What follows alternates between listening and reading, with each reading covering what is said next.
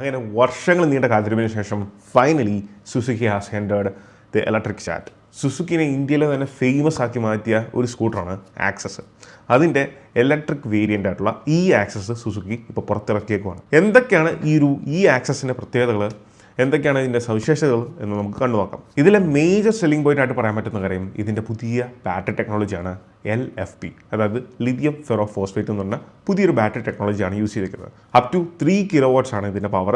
Usually നമ്മൾ കാണുന്ന മറ്റ് ഇലക്ട്രിക് സ്കൂട്ടറിൽ NMC എന്ന് പറയുന്ന ബാറ്ററി ടെക്നോളജിയാണ് യൂസ് ചെയ്തിരിക്കുന്നത്. അത് വെച്ച് കമ്പയർ ചെയ്യുമ്പം ഇതിനുള്ള അഡ്വാൻറ്റേജ് എന്ന് പറയുന്നത്, ഒന്ന്, ഇത് സേഫറാണ്.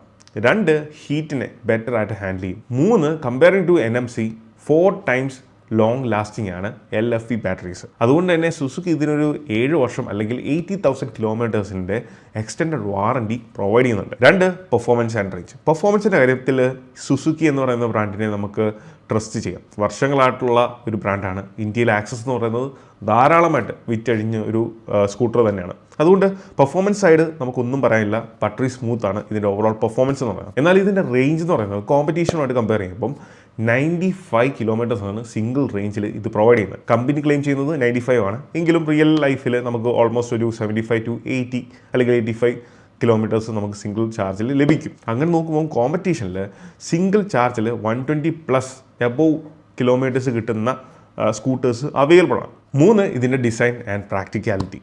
ഡിസൈനിലേക്ക് വരുമ്പോൾ നമുക്കറിയാം, യൂഷ്വലി നമ്മൾ കണ്ടിട്ടുള്ള ആക്സസ് പോലെയല്ല ഈ ആക്സസിൽ കുറേ അധികം വ്യത്യാസങ്ങൾ ലുക്കിലും ഡിസൈനിലും ഒക്കെ കൊണ്ടുവന്നിട്ടുണ്ട്. പക്ഷേ ഇതിൻ്റെ പ്രാക്ടിക്കാലിറ്റി, പ്രത്യേകിച്ച് ഇതിൻ്റെ സീറ്റ് കംഫർട്ട് എന്ന് പറയുന്നത് അടിപൊളിയാണ്. ഓൾറെഡി നിലവിലുള്ള ആക്സസിൻ്റെ സീറ്റ് എന്ന് പറയുന്നത് വൈഡർ ആയിട്ടുള്ള, നല്ല രീതിയിൽ നമുക്ക് ഇരുന്ന് പോകാൻ സാധിക്കുന്ന ഒരു സീറ്റും കംഫർട്ടും പ്രൊവൈഡ് ചെയ്യുന്ന സ്കൂട്ടേഴ്സാണ് ആക്സസ് എന്ന് പറയുന്നത്. അതേപോലെ തന്നെ ലാർജർ ആയിട്ടുള്ള വൈഡർ സീറ്റാണ് ഇതിലും പ്രൊവൈഡ് ചെയ്തിരിക്കുന്നത്. ആൻഡ് ഫാമിലി കമ്മ്യൂട്ടിലേക്ക് വരുമ്പോൾ ഇതിൻ്റെ ബൂട്ട് സ്പേസ് എന്ന് പറയുന്നത് വെറും 17 liters ഉള്ളൂ. കാരണം ഇതിൽ കൊണ്ടുവന്നിരിക്കുന്ന പുതിയ ബാറ്ററി ടെക്നോളജി തന്നെയാണ്. ആൻഡ് ഇതിൽ ഫുൾ കളേർഡ് ആയിട്ടുള്ള TFT display with Bluetooth technology and turn by turn navigation systems എല്ലാം പ്രൊവൈഡ് ചെയ്യുന്നുണ്ട്.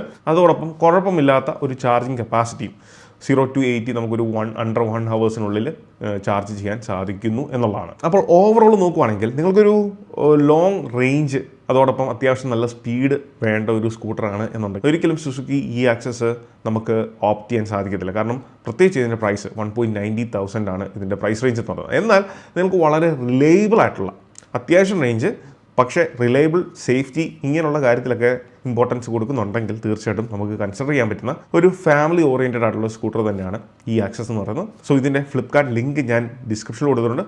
Do check it out. So this is Milan. Catch you guys next one.